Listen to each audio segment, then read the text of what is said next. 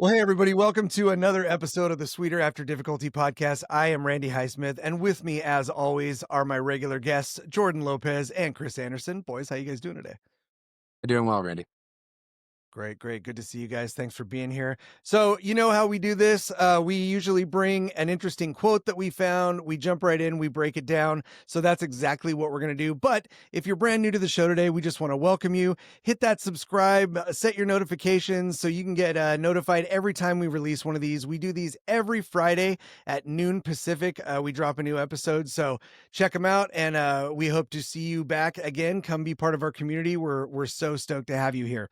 So, as always, we brought an awesome quote. I'm going to kick it over to the quote master general himself, Jordan Lopez, to get us started. Jordan, what do you got for us today? All right. The quote today is from a person named Molly Ivins. It is the first rule of holes. When you're in one, stop digging. Yeah. I just like the imagery. Like it's Yeah. such a like right off the bat, it's such a funny quote. So the first rule of holes, when you're in one, stop digging. So like what as it always happens to me, right? This was one of those ones that it broke itself up in my head and it presented itself as a complete package, which is kind of interesting, a little bit rare. But I what's the obvious, is there any imagery that immediately jumps out to you when you read the quote? Is it come to you as a whole or in pieces? How did you guys receive this one?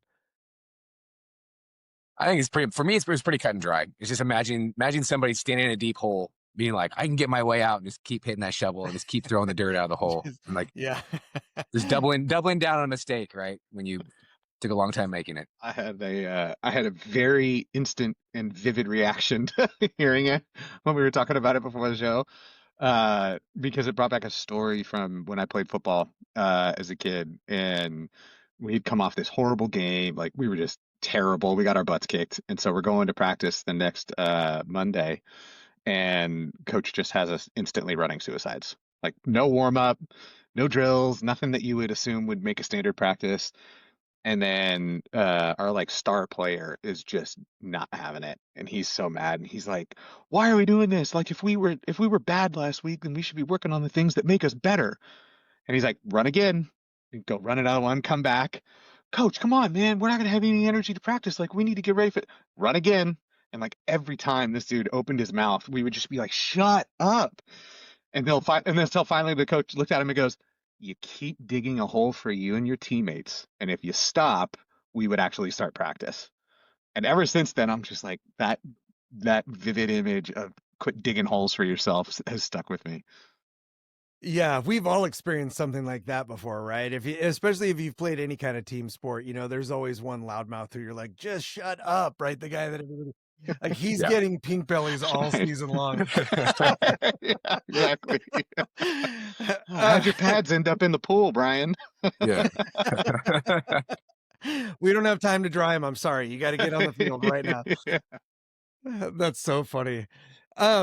Yeah. So interestingly enough, I when I heard this quote, I had sort of a visceral reaction, just like Jordan did. I was imagined a person standing in a hole with a shovel. And then for some crazy reason, I had a separate image of someone standing on a normal, like just a flat piece of ground, and someone at another level, slightly above them, telling the person on the flat ground that they were in a hole.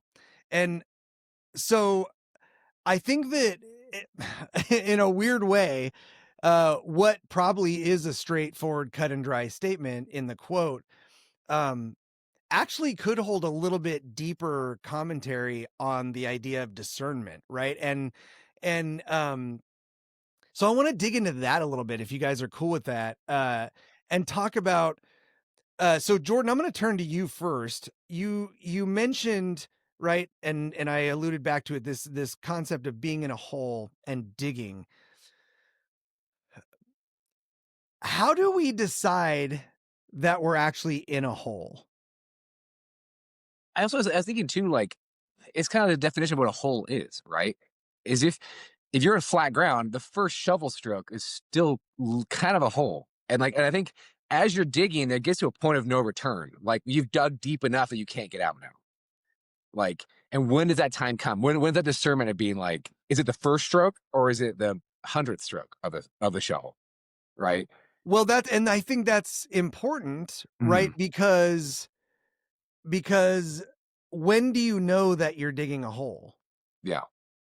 I'm sure it's situational too, right? Certain situations are not that big of a deal, and some situations are life altering, right? And then you have these things where you're like, the first stroke on the life altering one might be the one that matters, and not the 100th stroke. Yeah, in terms of impact, but Yeah. in terms of like conceptually, right? Uh, it seems to me like no matter what the intent is or the realization or whatever, when you pick up a shovel, you know what your intention is, right? Like Yeah. uh and as soon as that shovel hits the ground, you're digging a hole. You're committed. Yeah. Right. That's not always like it's not always a bad thing to dig a hole, right? Mhm. Like I mean there are good reasons to dig one too. Yeah. I think that the cautionary tale for this particular quote, and you hear it talked about in other settings, is that point of no return that you were talking about, right? Mhm. When you get to the point where there's no way now to get out of the hole unassisted, Yeah. right And I think now. like this is kind of where you keyed it. Like when you said discernment just now, like my first thought was like, I mean, so often you don't even know you're in a hole until it's around you, right? So Yeah. it's like it makes it so difficult to discern. But like I'm taking that point as like we like move into holes very, very slowly without any sort of context. And our commitment is both our greatest strength in ensuring that we can keep going and also our biggest weakness in that sense, because if we're wrongly committed to something that just keeps getting worse and worse and worse, you're just not going to quit and you're going to be stuck there. And it feels almost like you're betraying the initial idea. And so, like, my whole thing is like, you ever go see road graders or you see people doing freeway work, like, they're marking everything off before one shovel hits the ground. And, like, when you're talking about discernment, like, that's kind of where my head went is like, you don't know if it's the right hole or the wrong hole, but like, set some markers down first so that, like, if you ever have questions about whether or not this is the right track, you can look around and be like, oh, okay, I'm good. Or maybe I should back out before it gets too deep. Well, and the hard thing is too is like once you get to that point of no return, once you stop digging, you're still in a hole. Like For sure. Like, how do you're you get still out? yet how do you Yeah. get out? And what's the path forward? You can't start filling the hole in from the inside out, right? Yeah. So there's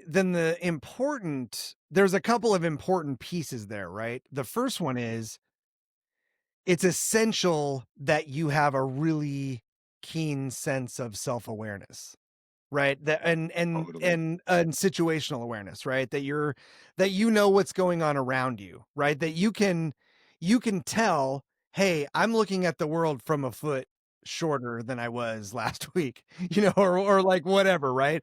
All of a sudden, everything around me looks recognizable, but it's from a completely different perspective, right? From a completely different angle. Mhm. That's not always necessarily like scary enough to shake us aware that we're getting deeper, right? Because sometimes it's interesting. You're like, oh, I mean, think of how many, like one of the things that I like to do when I'm out taking pictures, and I've seen a lot of people do this. You take your camera and you just lower it to the ground level, right? And you take a picture from there.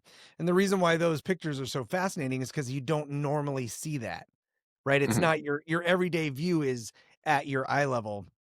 Um, but so let's talk a little bit about like how could a little bit more situational awareness maybe prepare us, that we're heading into that place that could be considered a hole. Yeah. Because I think that where it goes from there is what are the incentives then to either back out or keep moving forward? Like why does that ever end up being a situation in the Yeah. first place? Right? Well, yeah, and I think for me, like from experience, like when you're digging that hole, for me, I don't know, situationally, like the deeper the hole gets, oftentimes the easier the dirt is to move, right? It's you're not hitting rocks as you get down deep below head level in the dirt, right? You're just hitting that dirt and it's just flying out of the hole. Like and you almost seems like you're accelerating yourself deeper into that hole versus like chipping, like using a pickaxe to start the hole in the first place. Yeah. Well, and what was the intention for digging the hole? Like what started? What was the thing that went, I need to take a pickaxe and start making a hole right here, Yeah. right? Mhm.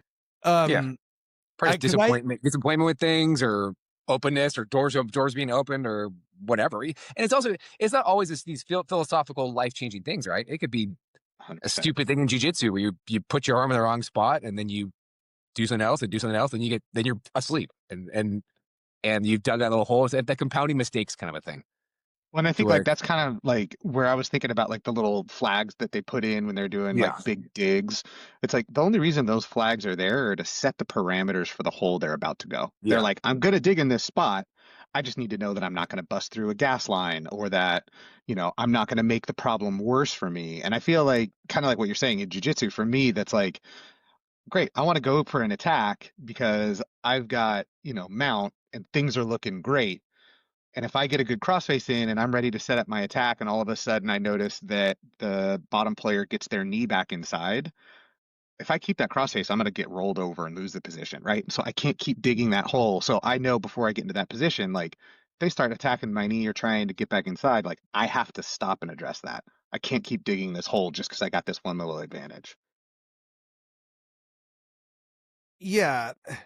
So in that analogy, the hole comes from looking for something, right? Like Mhm. maybe in jujitsu, you're digging for a move and then you end up in a spot that you didn't intend to end up, right? You didn't. So that, I mean, if we're using the whole analogy itself, that one could be considered kind of standing by the edge and peeking in and maybe falling in, hmm right? Like Yeah, yeah, yeah. not necessarily that you were digging it. You just ended up in a deep hole that somebody else dug, This is right? where And we are now. your yeah curiosity put you in there. yeah Yeah, deeper than you were intending. Um, that's interesting.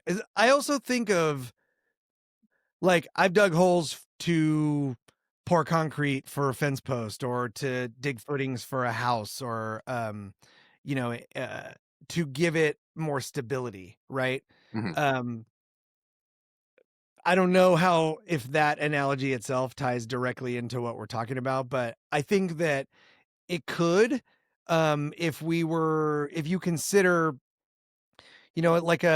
like let's say just a person who doesn't know anything about that, right? And yeah they're putting in fence posts. They don't know how big of a hole to dig or how deep or, Mhm. or how big around, right? And so you see amateur fence builders with these crazy, like huge uh concrete footprints that are like, a foot deep and 3 feet wide. And it's like Hurricane rated. yeah you got your measurements backwards. yeah Um I think was an interesting thing like with life. Like I feel like everybody in life has a bunch of holes in their life. Like they've dug a bunch of different holes at a bunch of different depths, and they've kind of caught themselves and fixed it. Or like I don't know if you ever really fill in the hole that you dig. I think maybe you get out of it one day, and then you kind of be like, all right, well, hopefully I'll learn from that hole, and I'm gonna leave that hole there, and then Yeah. be on my merry way. I almost feel like you shouldn't fill it in. Yeah, Like why paper over it, and ignore yeah, all of the work? Because like the thing that like the quote doesn't say digging holes is bad. Like the act of digging yeah, isn't the thing that's worse. It's the not stopping. So it doesn't mean that like all the progress that you've made is worthless, even if you've dug the wrong hole. It just means that you need to have the ability and capacity to change directions if you have to, yeah, because it's just that hole, right? yeah. And every experience can be a learning experience, right? Like no matter how Exactly. bad the situation is, like I don't know, is there really anything in life that's really unrecoverable? Like even you hear I people who mean, go on death row and they turn their life around allegedly, and then they have an impact on somebody else's life they might not have had the opportunity for. Like they've given up all their societal abilities for freedom, but they're still there, right? As long as you're probably yeah. drawing breath, you probably have some sort of ability to impact somebody if you can learn from your mistakes and turn it around. I just had a thought, so I want to hear what you guys have to say about this. What is the danger about digging a hole that deep? Yeah. Like what Loss of what you're used to maybe, or loss of freedom, or loss of the things that you enjoy. maybe? Maybe or maybe Um, not, right? Like well, because I'm just curious because I think like I like quiet. I like quiet time. So prison sounds amazing. Solitary confinement is a Solitary. vacation. Fantastic. Jordan, scooch back over into the Jordan, can you scooch back Oh, over to the sorry. middle? There you No, go. sorry. No, you're good. Uh, so the reason why is because the thought that it occurred to me was when we talk about the journey of life, right? Or we talk about the journey of anything, Hmm. we talk about making progress forward, right? Hmm. And because we're familiar with how traveling works, right? There's a destination, it's on a straight or hopefully straight-ish path, right? It's definitely on a linear path usually. Um, so I think of stopping to dig a hole and then getting stuck in it as an impediment to the progress on your journey. Hmm.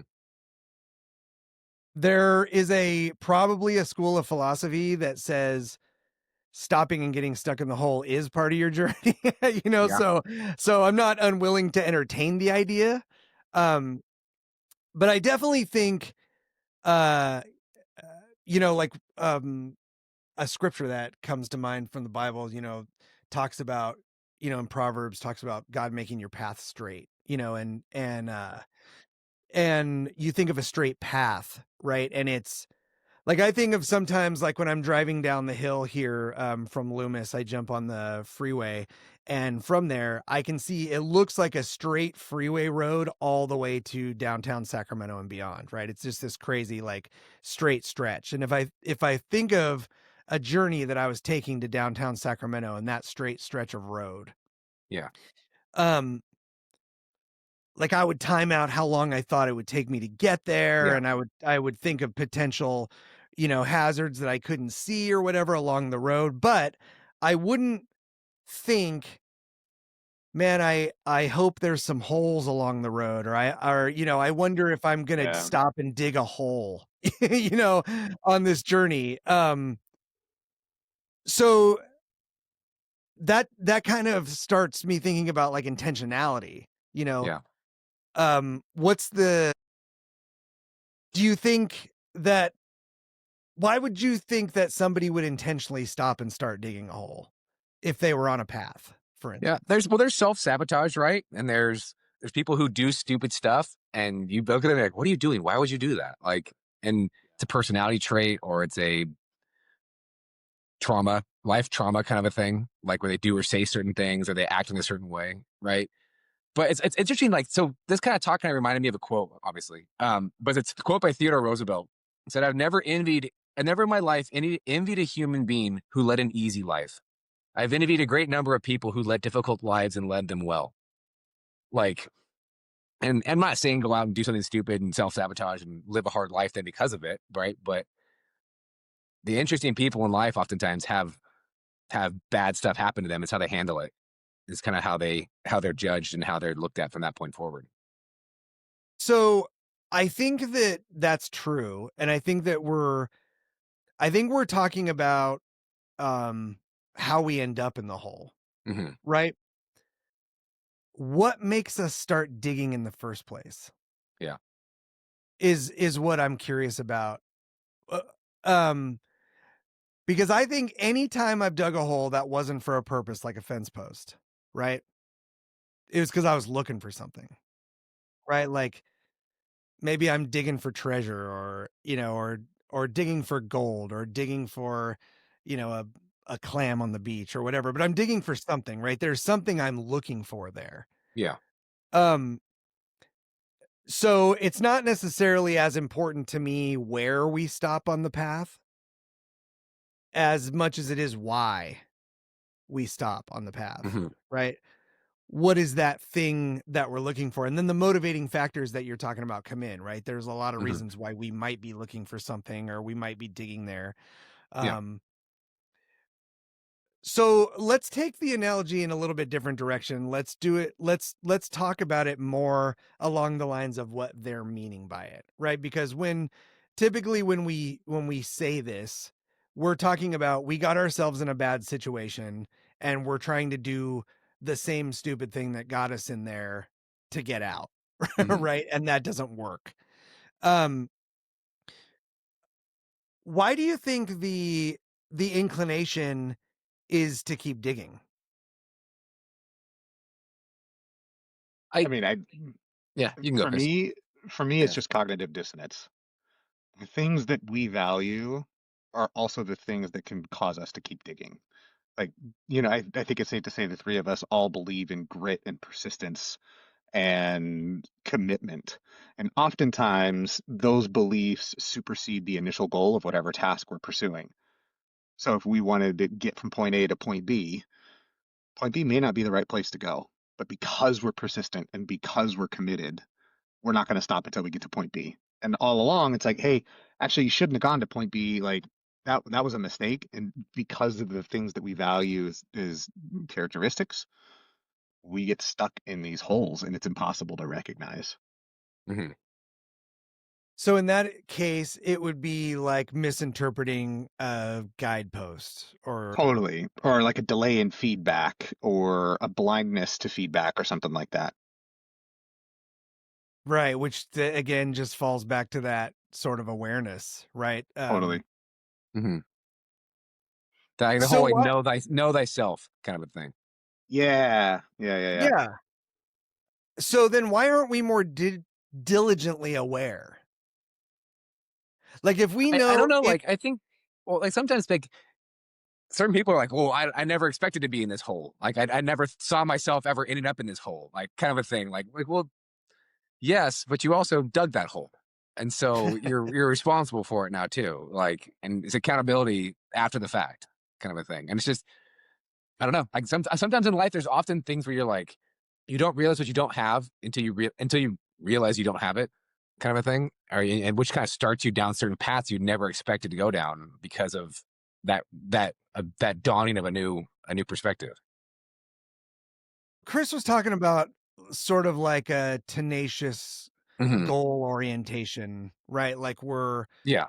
we can overshoot where we actually mean to end up because, I, you know, yeah, and I think like I want to add a little bit more to it because I think your question about like why aren't we more diligently aware is really astute. I think what happens most is that like we're never digging just one hole.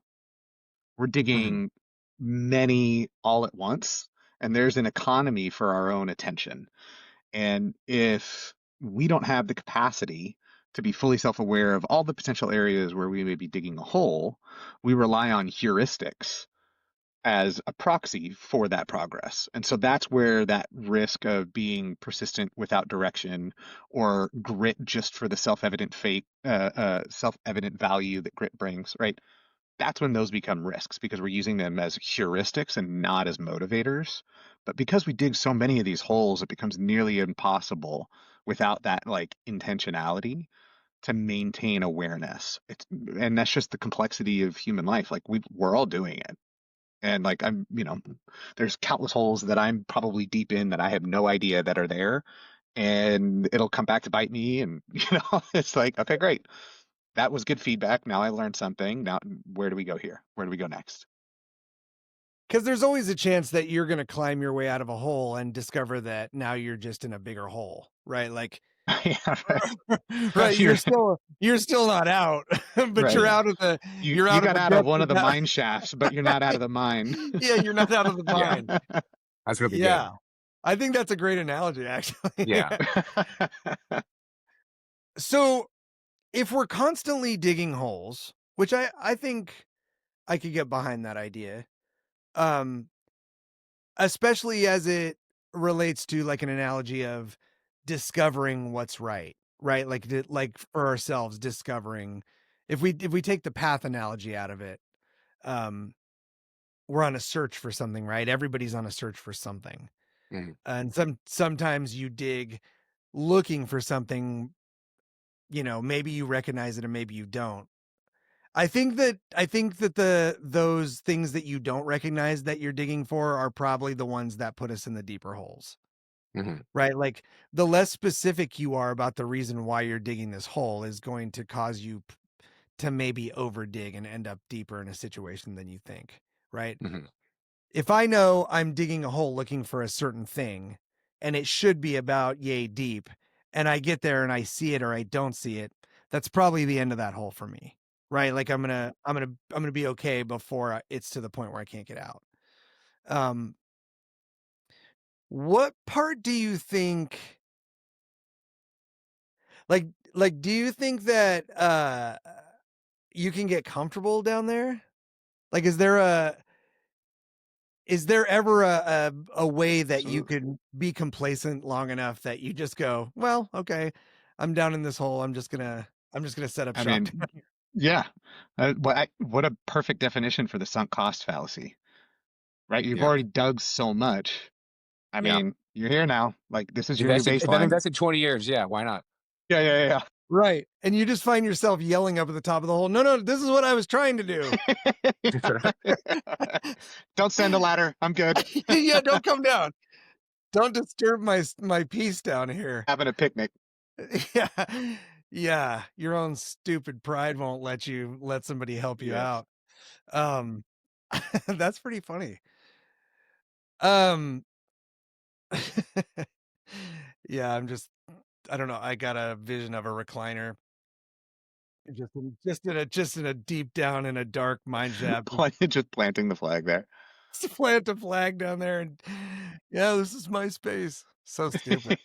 Well, I think though too, like oftentimes people find comfort in those holes, right? And you find comfort in the kind of that the self-defining perspective of like I live in this hole. Like because it's uncomfortable getting back to the surface and being exposed to the daylight and being and being and scoured like by there's the situation. and the shame of it too, right? Yes. Like there's a cost benefit analysis where once you recognize that you're way down deep in a hole, you're like, it would be more shameful me for me to come back into the light and admit that this was the wrong thing to do.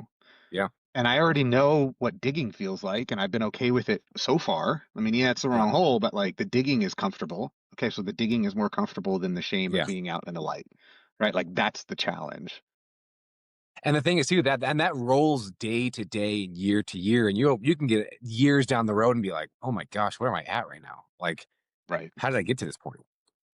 Like, not every hole's dug in a day or a week or a month or a year, right? Totally. You can spend a lifetime digging a hole and then realize it, and then realize you're so far down that you're like, is it worth the last 20 years, or is it the next thing I need to do is just kind of maybe slow down my digging but not stop, kind of a thing, and then realize where I'm at. Yeah, because I mean, there's certainly enough examples of people digging holes in the ground to build bunkers or, Hmm. to ensure safety, Yeah. to have a place to retreat. I think that I think that's probably a good example too. Uh, you dig a hole and you end up down in it, you're covered on all sides except one, right? So you Hmm. only have one Hmm. angle you have to defend. Yeah. Um, and it may not be comfortable and it may be claustrophobic, but you're not getting hit, Yeah. right? Which is But it's also you're pain being aversion exposed by daylight, though, right? when you come out, No, but right? But even if you dig a hole, if you dig a hole hypothetically, the sun goes above you, right? And then the sun's shining down on you, and it's still going to expose what you have. You're being exposed with the one direction that the sun can come from. I don't know, I'm kind of yeah, speaking hypotheticals here, right? But it's no, just like, no, at least at one point of the day, you're right. Like the sun will pass over right over that hole and shine in. Um, yeah, it's interesting. False Then positives. the yeah, yeah, that that false positive that's associated with any sort of false sense of security, right? Like the same as armor or the same as, the emotional walls we put up.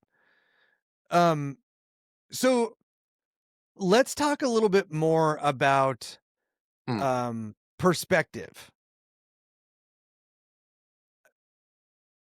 I've encountered several instances in probably the last 10 years that really stuck out to me as examples of people that are sort of if we so if we go back to that analogy of like there's a hole and then there's a hole within that hole, right?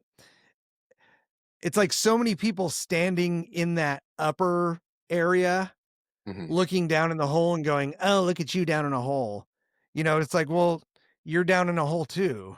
You know, why do you think it is that we're so keenly aware of the holes other people are standing in, or or where you find yourself Yeah. in a position of moral support superiority, Yeah. or Well, uh I think a lot of it's just Schaden excuse me, is Schadenfreude, right? Is like finding joy in other people's pain. Like, why do people slow down on the freeway when they see a car accident, right? Everybody wants to see. Everybody Mm. wants to see what happened if they know the person or how bad the accident is, or like, I don't know. Do you see that more and more? Like, when people, something comes out and they like the gossip train all starts. Like, oh, you hear about so and so, you hear about this, you hear about that. You're like, why are we finding fun and finding happiness in other people's pain, right? Because it makes us feel maybe better about ourselves and Right. our own holes that we live in. Right. Right. But like, you can't, nothing good comes from those situations. I don't know. I just like the gossip thing has always really bothered me as a human. Like, I don't like gossip. I don't want to entertain it. I don't want to be somebody who likes to kind of continue those things. It's like, it's just, It's what do it's you a classic trap to do. Like if you're someone who yeah, loves the gossip, yeah, because when you actually get called out for being a gossiper and spreading, lies about somebody yeah, or delighting in the pain of others, like the karmic balance will come back. People will not yeah, trust you. You will lose friendships. The quality of your character will be questioned. yeah, So it's like that's a perfect example of a whole because you're like, well, I'm not physically harming anybody, and this is just information peddling, and everything is fine. It's just this is the facts of life. And it's like, yeah, but it's not. yeah, But I think people do that for a specific reason, right? For the same reason that they call out, other people, and they don't recognize their own faults or the holes they're in. hmm, Um, and it's that those people are trying to posture themselves yeah, deflect, in a position of mhm, superiority above yeah, someone else, right? Yeah, They're whether it's stepping on moral or shoulders to get ahead. yeah, standing on shoulders, or climbing on people, just like I'm up here and you're down there, which is my problem with so many things. It's my problem with politics, it's my problem with yeah, organized religion, it's my problem with all these things, is because these people are just like you, right? They're hmm, just like me. They're digging holes, they're figuring it out.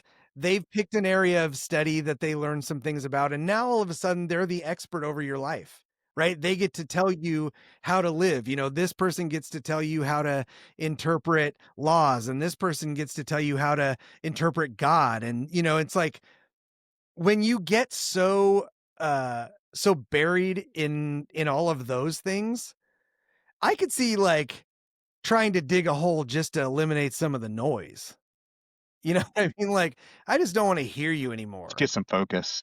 Just something, right? Like a quiet place. yeah, Yeah. yeah, like Um, a place to retreat to, kind of a thing, like to get away from the things that are harassing you. right, because ultimately, what is it, right? What is power truly among humans? If there's a person standing next to another person, what gives one person power and the other one not? Right? Hmm. And is that really the criteria that we wanna use to decide who Yeah, the experts are? Especially, like, for ourselves, right? Like, I know people that read self-help book after self-help book, right? And they're just constantly reading, or coaching books or whatever, right? They're just constantly reading these books to learn how to be the best version of what? Not themselves, right? The best impression of the formula of that piece from that, and that piece from that, and that piece from that, right? Merged together. But how do you know that you're not just amazing as your authentic self, as what naturally occurs to you without all the noise? How do you know that you're not special, right? what's comparison, It's right? Yeah. sure. And Comparison the insecurity thief of comes joy, from right? that. Yeah, Sh- yeah, yeah. Yeah.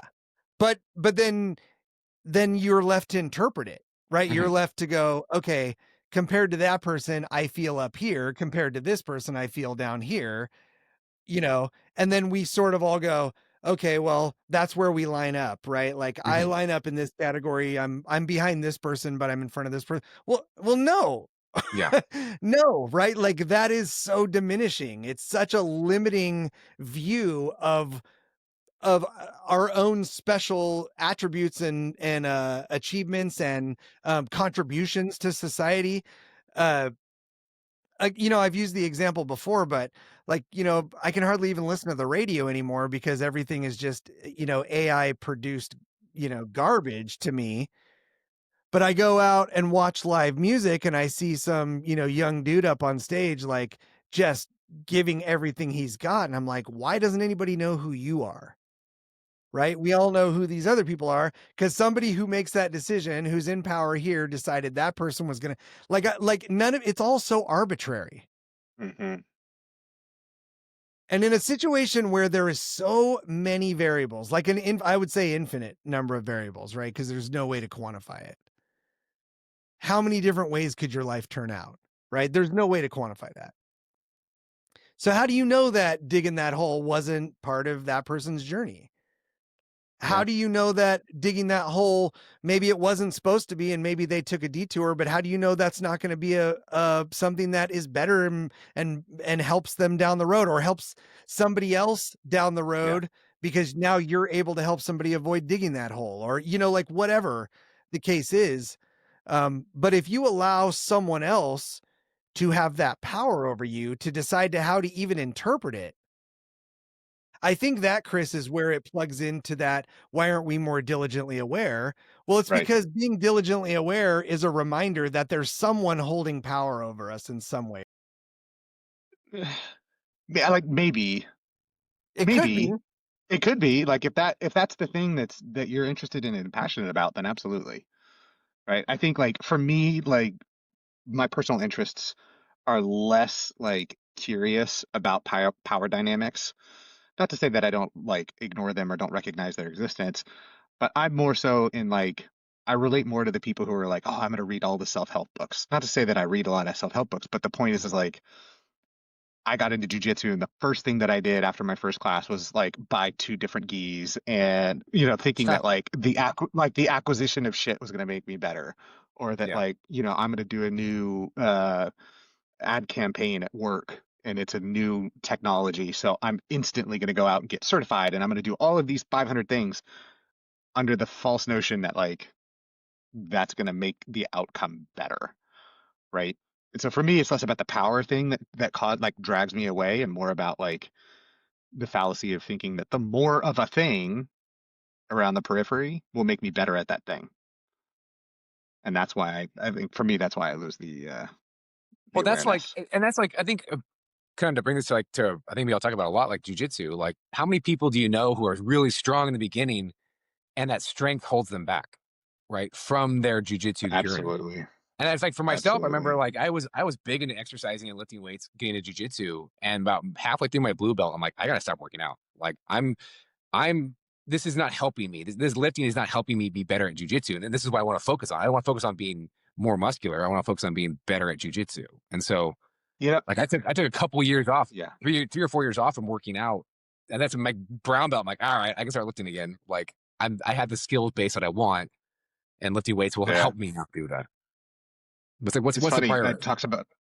I talked about a football story when I was a kid. I went to high school with a guy. I was a freshman when he was a senior, and he wound up going into the NFL and turned into one of the best at his position who ever played. He's in the Hall of Fame now. This guy named Jared Allen. And I remember listening to him on a podcast with another former NFL player who's like a strength and conditioning coach. And they're talking about like how do you stay in shape during the season? Like, are you still lifting Mhm. heavy? And mind you, like this is a Yeah. 275-pound man whose primary job is to take 320-pound men and throw them aside so he can go Yeah. tackle a quarterback. And he was like, the thing that all rookies get wrong when they come into the NFL is that they think they need to have a 600-pound back squat in order to be competitive Hmm. because they were stronger than everybody else in high school and were stronger than everybody else playing college football. And that's what got them to the league. And then they come to find out that it is a totally different game in the NFL because it's more about the craft and the actual game Yeah. because everybody's strong. And it's like jujitsu is an interesting parallel there, especially in this example of digging holes, because I had the same thing. I'm like, I'm just getting overpowered by everybody, as a white belt. And it's like, well, were you getting overpowered by the guy that you weighed 70 pounds more than and he just walloped you? Like, you know? And so having enough strength is enough, right? And you could be digging a hole if you're trying to get more to an infinite degree, at least for Well, this yeah, one. and it's also too like how you use your strength. Like I'm a strong guy. I use my strength to limit things, not to overpower things. Like most of my strength that I utilize in Right. jujitsu is defensive strength. Like I can Right. limit your ability to do certain things to me, but I'm not going to use it to overpower people because that's not my kind of jujitsu. Like I want to be sneaky. I want to surprise people. And I don't want to it's a grab it complete and waste force of it. energy too, right? Yes. Yeah. Like when you're playing offense and you're ready to sweep somebody, you're not going to force a knee lever. You have to wait for them to take their post out of the way. Yes. And then once you recognize that that gate has been passed, then you use a little bit of strength instead of a lot of it. Yeah. And now you're in top with the full energy reservoir ready to go. But those are those people though, even up to into brown belt where like they're really, really strong and they use all their strength and you're like, you will never progress from this level until you figure out how to use technique and Yes. not overpower people.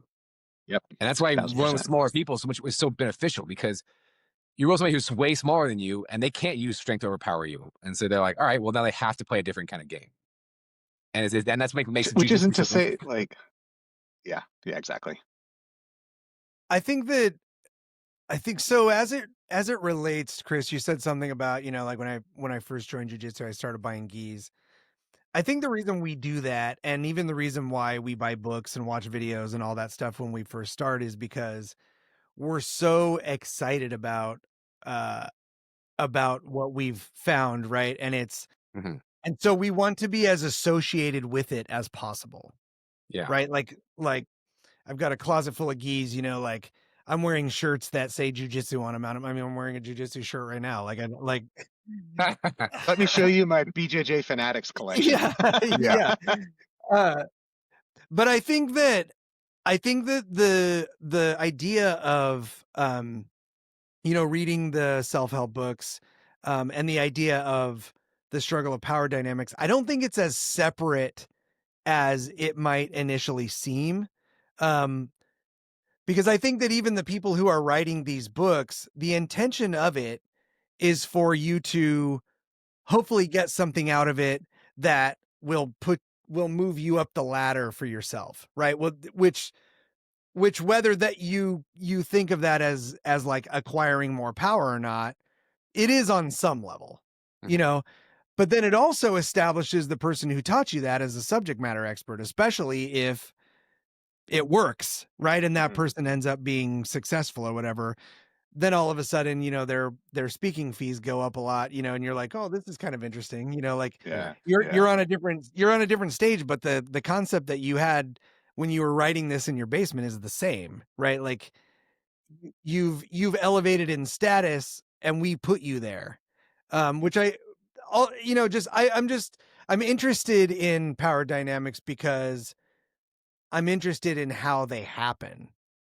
Right? There's at some level everyone has to allow it, Mhm. and in some cases everyone has to encourage it, Mhm. and so I'm just always curious, how even that itself is a hole, right? And then how do you dig out of that when everybody's on board digging the same hole together? Mhm. It's this it's just this massive giant hole, um, you know, in the analogy. Yeah. Uh, Yeah. uh just that's fascinating. Uh, Interesting perspective. Right? yeah.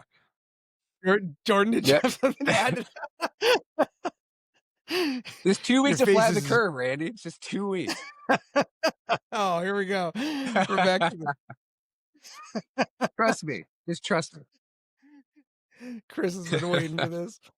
Yeah. Right. You should Um, Sorry. show up with a mask next time, Jordan. Oh, yeah. no. Hey, Linda showed up with her tinfoil hat. Dude, I was You in gotta Orlando. That's There are right. people wearing I got masks to in the get the airport prop. still. Oh, it's terrible. Yeah, sure. Yeah. Sure. Ugh. Yeah, but again, that's also that's kind of an example of what I mean, Mhm. right? So I think that putting the wrong people in the wrong position is digging a hole.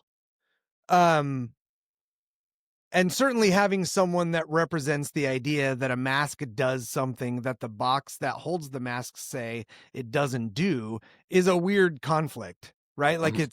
it's just weird. If a mask says does not prevent this and then they tell you wear this mask to prevent it, that seems weird, right? Well, it's also yeah, It it's also should too make though. Oh, it should make you question their yeah. authority Yeah. Well, I at the think also very though too that least. we as a society leading up to that time period, like we all got very comfortable in trusting the government and trusting what people said and trusting all these things. And I remember even talking to somebody after the fact, like the government might have blown its whole load on this thing. Like, what if the next real disease comes around and we really need to start doing these things, and people just don't believe anymore because Right. they jam their thumb down I mean, so hard I on the scale think that's that exactly what's going to The happen. government that cried yeah, wolf, right? And so exactly. you're like, When the okay, wolf really does show up, I mean, yeah. that's tough though, because it's like, what are you supposed to do when you don't have those guideposts going into it, right? Like, let's assume that they're digging the hole.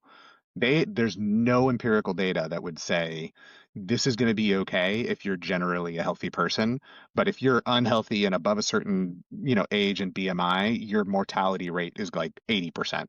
Like, how do we protect those people if we don't know, you know? well, this is the crux of that conversation, which I think probably is its own podcast A episode. 100%. Yeah. Um, but what got that person to that place? And if so, we all Yeah, have for freedom, sure. right? We all have freedom. If I exercise my freedom by allowing myself to get to a morbidly obese place where I've got disease that's just an inflammation that's just running rampant through my body, and that makes me more susceptible to a flu variant, is it your responsibility to protect me, or is it my responsibility to protect me? I And think that I you think know what I two mean? things. I think two things can be true at the same time. I think we can't assume that all people who are in that situation are created equal. There are going to be some people for whom the conditions that would put them in that spot are far more challenging to overcome than others.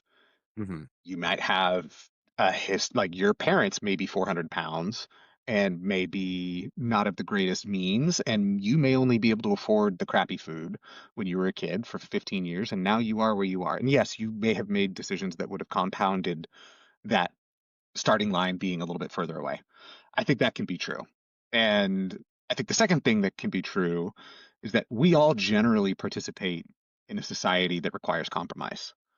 Sometimes those compromises are going to be things that certain groups are not going to like and that benefit exclusively other groups. But the notion would be that the society as a whole maintains its health and is reflected in things like the economy or the ability to thrive or expanding the life expectancy of the populace within that society. And Hmm. if the So compromise is like, I give 2% of my income in order to better ensure that potential, in my personal politics, yeah, I think that's worth it. Now, that's not the same for everybody, and I won't ever judge Hmm. anybody for disagreeing, but great. So, how, like, at what point then do we come to a compromise where not perfect for everybody, but everybody gets a little bit of the thing that's important to them? Hmm. so do you think though that in an instance like we're talking about, right? If let's say I agree that we need to protect those people. It seems to me like the easiest answer would be for the person who is at risk because of those conditions that they would avoid putting themselves in situations where Well, my yeah, my healthy body has the potential to like I'm thinking about but I also like am like, there's a small fraction of people on this planet who can't go out in the sunlight, right? They can't because of some genetic deformity, right? They have to stay indoors and only come out at night. Should we block out the sun so that they can enjoy the rest of the world the same way everyone else does? There okay, so how this how one, big does how big hold does the on, margin have to be, right? I want to jump in. Okay. This one is particularly close, Okay. and I'm sure it was unintentional. No one in that spot is asking for the sun to be blocked out for others. What they're asking for is access to things that would allow them to be out in the sun with you. Sure. Sure, but And oftentimes, hold on, let so me if finish. yeah, go ahead. Oftentimes, what we're running into as a parent of somebody who deals with this on a daily basis, what we run into is we want to be in the same spaces as people who are also human. And what we're told is, Mhm. no, it's you. I can't put sunscreen on you. I can't touch you. That's the policy. Sorry. Okay, great. I'll do it. I'll come to school. What do I need? A permission slip? I'll walk up the street and do it myself. Mhm. So I bring this up with energy and intensity to say, when we establish a common understanding that not all policy requires you to lose something for me to gain something, the policy just says the rules right now suck. They're broken and they create conditions that are harmful more than they're helpful. So, how do we engage in fixing the policy? I'm not asking for everything. I think that the way that the whole COVID thing was handled was absolute junk, and it ruined the credibility for when the big bad actually Yeah, happens. For Does that sure. mean that, like, we need to blow the whole thing up and over rotate the other way? Not necessarily, but we need to get a whole hell of a lot smarter on what makes sense for people. So it's like, yeah, there's parts of it where personal agency are the primary factor, but there's also parts of it where agency is the last factor. I think that I think you're right. Um, I just think that that maybe the approach to it is unfortunately it ends up being a limiting factor for others rather than the people who need the assistance. Like Sure. in your case, like I think that I think you should be able to do those things, right? And Yeah. the person who can't go out in the sun, it's just Yeah, a yeah, yeah. right, it's Yeah. just an example of something because I don't think everybody has the problem, right? It's like during COVID, we still got together and did jujitsu and we weren't worried about it, but the people that were worried about it didn't come. And I yeah, think that's the right answer. Right? I think that is the Agree. right answer. If you can't go out into public without getting deathly sick because of your condition, me using some sort of ancillary protection that doesn't really work because we're trying to virtue signal that we want you to feel safe Yeah. it doesn't make sense. Like you said, I know you think it was handled like horseshit. I get it, Oh, I yeah, get yeah, all yeah, that. yeah. Yeah. I'm just saying in that example, right? We were talking specifically about someone establishing themselves in a position where they were informing us and mandating us to do things that they didn't even really have evidence to back Mhm. for the sake of hoping to be safe Yeah. for everyone, And right? it go back to the thing is If they were that's the digging a hole. intention. Yeah, Now that's and they not were digging a hole for themselves and for the society, That's right? exactly what I was just gonna say. Yeah. Exactly what I was just gonna say. right. They were. And I Mhm. think So in when that happens, to tie it back into the broader topic that we were just on, is that like when you've dug that hole so deeply and you've lost your credibility, it takes away from any future trust that someone would have in you, that your Yeah. intentions are, I'm not trying to take something away from you, I'm trying to help these people over here. Like, well, why do I believe you now? Right? And I think that's the part that I'm yeah. so concerned we're going to lose, either as individuals, but also society. It's like, okay, yes, we fucked up, but like, how do we not fuck up next time instead of just saying, oh, you fucked up, you're on your own. I don't trust you. Well, I think that the answer falls back to that personal responsibility, right? It falls back to personal honesty and personal awareness. The issue is no one should have to tell me to look out for my neighbor. I should be looking out for my neighbor anyway as a human being who shares this planet with other people, right? But there are people who think differently than I do about how things should be handled. And so them elevating themselves to a place of power or being elevated there by someone else, Right. um, why does that automatically give them credibility over something that you Right. blatantly disagree with? Right. Right. It's I It's don't think it it's should. problematic It, at it Yeah. is. worst, It is. It's, right? and it's also It too. is. And It's also the malicious at desire. best. It's also the Yeah. desire to act, though, Yeah. too, right? Oftentimes, people feel like that if they don't act quickly, they'll be seen as weak, or they'll be seen as delaying or not doing what's necessary to protect people. And it's like, and so often in life, like the knee jerk reaction is usually not the right reaction.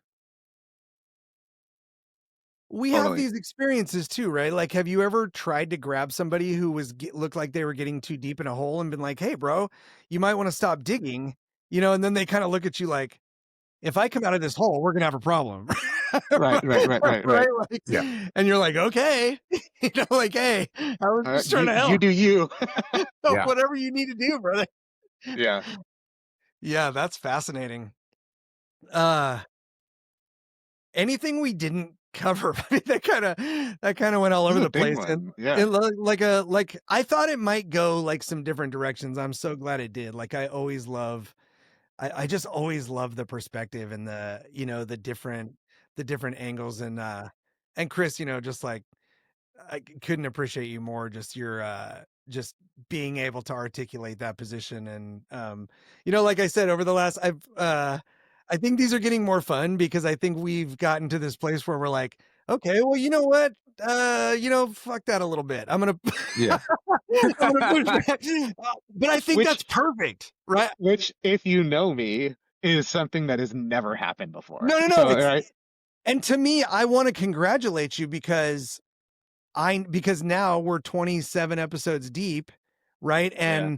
And Chris 27 episodes ago might have just kept quiet, like not said Yeah. anything, Oh, and 100%. then we have the episodes where you talk about like, oh, I'm not confrontational enough even when I should be, and then Yeah. now you're being a little bit more, and I'm like, dude, this is great. Like it's I get Yeah. to watch your personal evolution This through is the that, which right is kind of hole to dig. No, I appreciate no, it. And for it also sure, like I for think the other sure. thing, and I hope it's true for the audience too, like I think the other thing that these kinds of conversations offer that makes it so unique is that when you're invested in the relationship and the conversation, you're invested in hearing a perspective, it forces you to question and clarify what you think, Yeah, you know? yeah. And like that's the hole that I want to dig. Yeah. Because I'm 100% with you because I can't stand people who just spout headlines and then don't have any idea what's in the story. Right? Right. Yeah. Like, Right. don't do that to me. If you have an opinion, back your opinion up. And then whether I agree with it or not, I'm like, wow, he's really convicted about this. I mean, he's as solid on his position as I am on mine. Let's find out why. I think Yeah. that's so important. So important and so missing And it from so takes many relationships. it defangs the notion of opposition. Like because we hold different positions does not imply that we are opposed. We just hold Right. different positions. Right. It's style. It's a choice. So let's not set it up as competitive or oppositional. Like let's set it up as an opportunity to understand and adjust. Well, and not be defined by the differences, right? Like, Yes. Yeah. Better said. I think Yeah. that's, man, I mean, Well, I like, think being there's so defined. much common ground, And what's so you interesting know? too is like it's so much in life. Like people define themselves by things either intentionally or unintentionally, and it's like it's so interesting how we can. There are opportunities to redefine yourself, right? And redefine what you want to be and who you want to be. And you're never too old or never too far gone to take the opportunity to redefine yourself, right? But there's oftentimes pain involved, and there's sunlight, and there's scouring Right. that Yeah. comes from it. But Well, and I mean, and to Chris's point, right? Because Chris said we're digging holes constantly. So what's to say that just because we were digging a hole here before and it wasn't the right place at the right time doesn't mean that we don't go back there and go, oh, well, did I Yeah. stop digging too soon in this hole? Or, Yeah. like if you're not open at least to the idea that you might have something to learn, you're doing yourself a massive disservice, right? It's a massive, massive Yeah. disservice. That Um, is. Everyone, shut up! Don't say another word. That's the best closing. right. that's it. We're Cut gonna it. put a ribbon on it right there. Oh man, beautiful conversation, fellas. I love it so much. These are so they fill my cup so much, in so many different ways. The good, the bad, the ugly, all of it is just such a it's just such a filling thing for me. So I'm always so grateful. I'm just gonna express it every week. I'm so grateful for you guys and your perspective and your conversations. And for everybody out there that's listening, I'm so grateful for you. I see the numbers. I know you're out there. I know you're watching. I know you're engaging. I hear you coming up to me and commenting about things that you heard in the episodes. And so thank you. Thank you for being here. Thank you for caring. Thank you for being an ear. I hope that you will, subscribe, like these videos, share them out, but keep coming, keep being part of the conversation. Keep commenting, let us know what you think and how you feel. Yeah. We're really, just so excited about how the community that's building around this and the opportunity that it presents. So thank you all for being there. Until next week, we are Sweeter After Difficulty every Friday, noon Pacific on Spotify and Rumble. Hope to see you there. Have an amazing week.